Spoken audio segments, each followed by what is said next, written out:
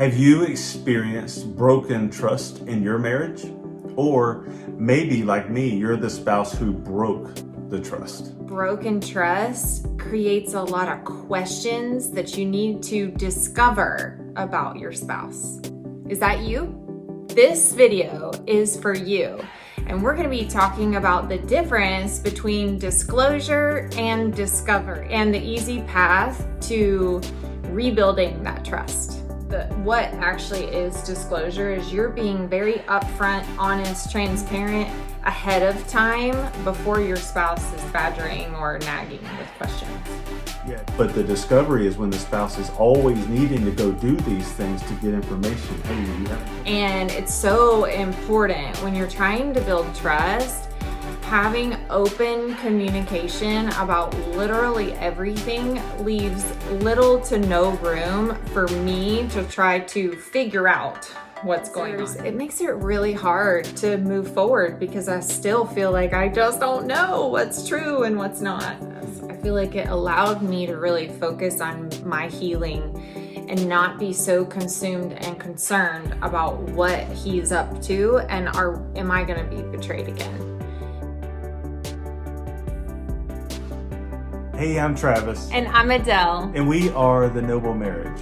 We hope that through our channel, you will be inspired and motivated so that your marriage will be all that God created it to be.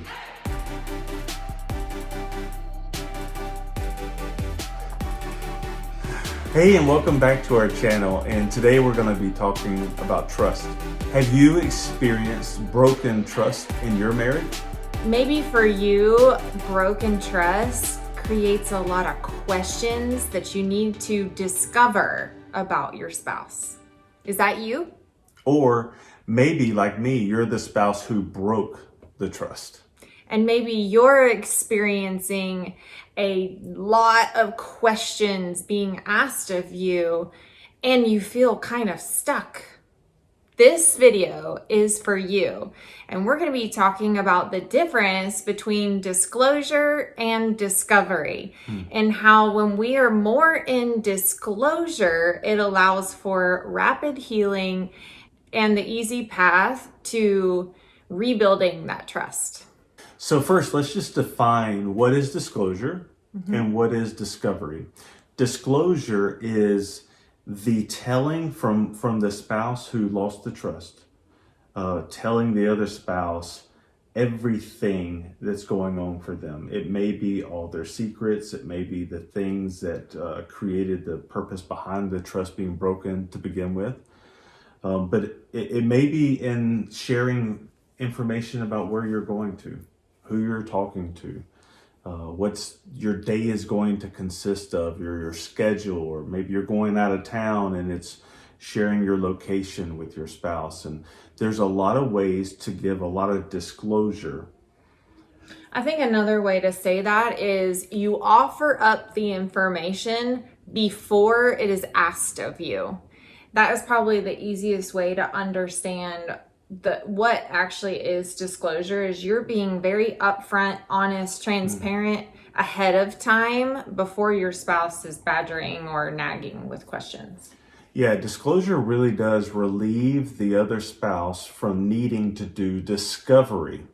And that's what we're going to talk about next. Discovery is when the spouse needs to search out what's going on with the other spouse. Like the constant would be like calling, where are you? What's going on? I haven't heard from you in a while. Who are you with? Yeah. Let me look at all the emails and all your social media. And we are advocates of that capability. But the discovery is when the spouse is always needing to go do these things to get information. Hey, you haven't told me where you're going and you haven't told me about your schedule. And I really need to hear about all the things that you've done to break my trust. Which in turn makes one spouse defensive because they may not be doing anything wrong at that time. I'm going to the grocery store. But what it actually sounds like from the spouse that is trying to discover is I'm not being open or transparent about anything I'm doing. And it's so important when you're trying to build trust, Having open communication about literally everything leaves little to no room for me to try to figure out what's going on. Yeah, I was just thinking about trust, and if you can just imagine like the building of a bridge out of toothpicks. You may have done that as a kid, and you've got this elaborate toothpick bridge that's been built. And when a betrayal happens to a spouse, it's literally like crushing all of that. And then you just need to build it back again. And here's what I want to tell you. For the spouse that broke the trust, you don't really have a right or say so in how you're going to give details to your spouse, because you're the one that broke it. And so it's, you are going to have to like overshare in a way of just making sure that you really have no questions in your mind about what's going on for me, who I'm talking to, all the things I'm doing in my life. The questions that you have about my past needs to be answered. The secrets needs to come out and things like that. And so the person who has broken the trust, you just don't have a say-so anymore because you made that choice, and this would just be a consequence of that choice. Right. And I think it is up to the spouse that is on the other side of that to really search inside your heart, like, what is important for my healing? Because you've got to be really careful about details. When we're talking about infidelity and broken trust, sometimes those details can hinder our ability to heal or just create a lot more strife in your life. I remember asking questions that I felt like were important, but then when I heard the answer, it was just so tough to really hear what he was saying. And I really had to search my heart and ask the Lord to help me figure out what questions are really important for my healing. And so there were questions that would come up for me that I would just let go because I would determine that they're just not that important and I would rather not know.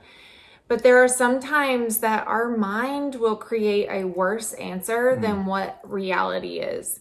And so if you're ruminating about a certain question and you really feel in your heart you need to know the answer, follow your heart, because getting answers to questions is really healing in a way of, okay, now I actually know the truth. I know reality.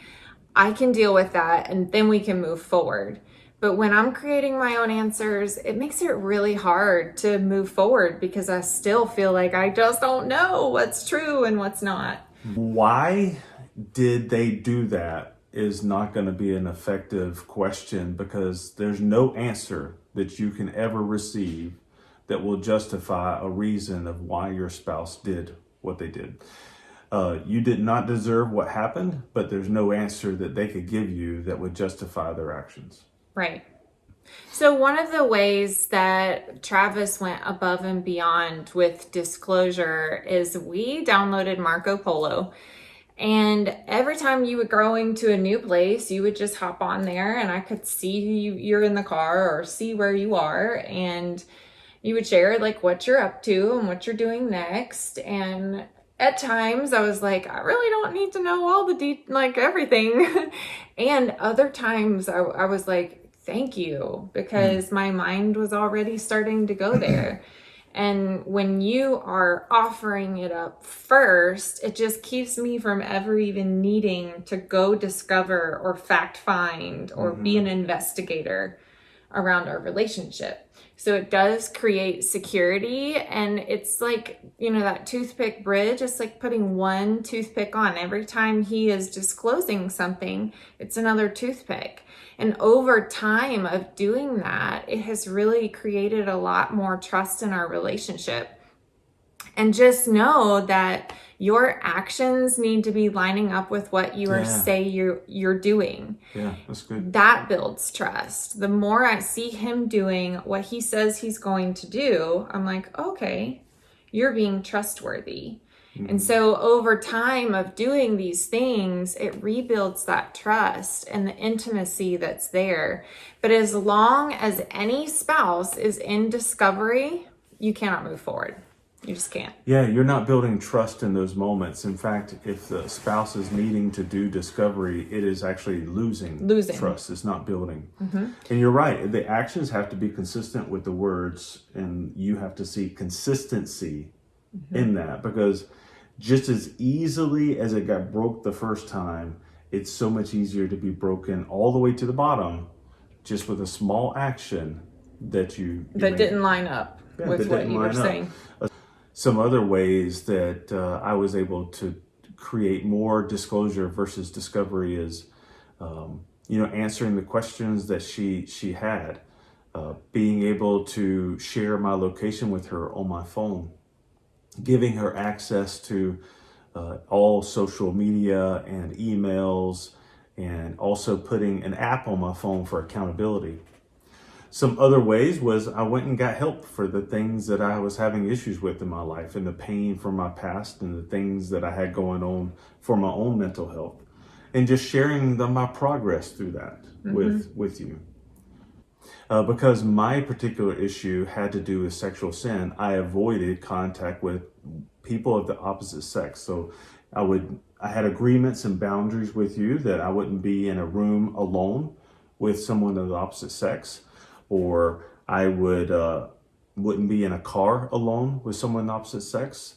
If I needed to make a phone call to someone that was a female, or a text message, you were either included in that or you knew about it. Either I was near you in proximity for you to hear, or as soon as I was doing it, I was texting you or letting you know if for some reason you couldn't be on the call.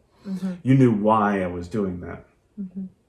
And all of that is on purpose, because I really, really wanted to build trust with you. I wanted to show you I was determined to be who it is I was committed to being, and make actions that were consistent with that. And that really did help my healing process. I feel like it allowed me to really focus on my healing and not be so consumed and concerned about what he's up to and am I going to be betrayed again? And what I can say now is, being 4.5 years after our first disclosure, that I don't need all of that anymore. We have certain boundaries that we still have in place. However, I don't need him to share every detail of his day. I don't need him to tell me when he's going from one place to the next, because he has showed me that he's going to do what he says he's going to do. And so I am able to trust in that because of all the actions he took to rebuild that trust.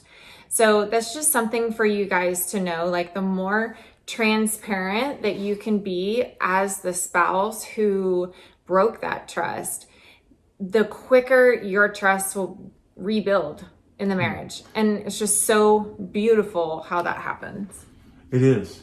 I have one thought that I wanted to throw out there is, as it comes to disclosure, what would you say for the person who discloses partially and withholds disclosing all?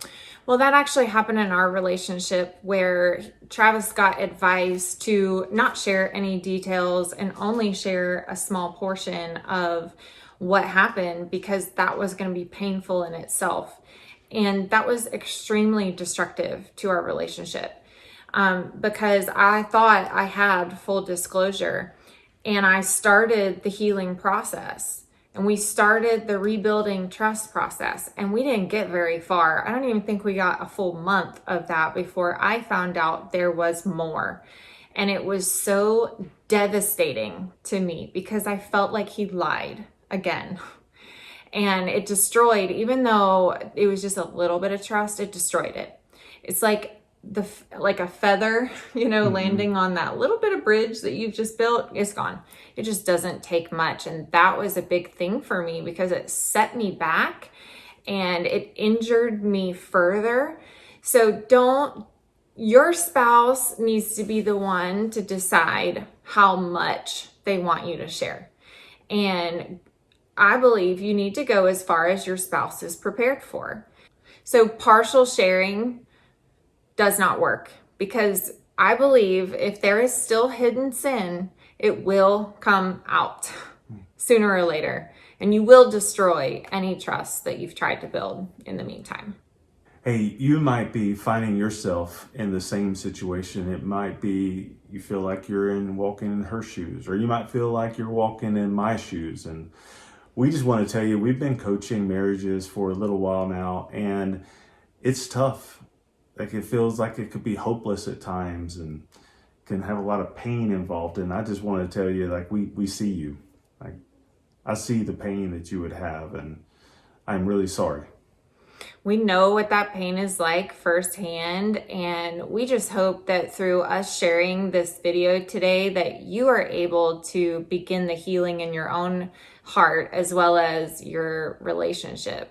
And so if you know somebody who has been affected by infidelity, please share this video. Like, we want marriages to get healing. We just feel so much passion about getting information out there to couples that are struggling today. And so if that is you, or if you know someone, please share it. Check this out. Here's what's coming up next week.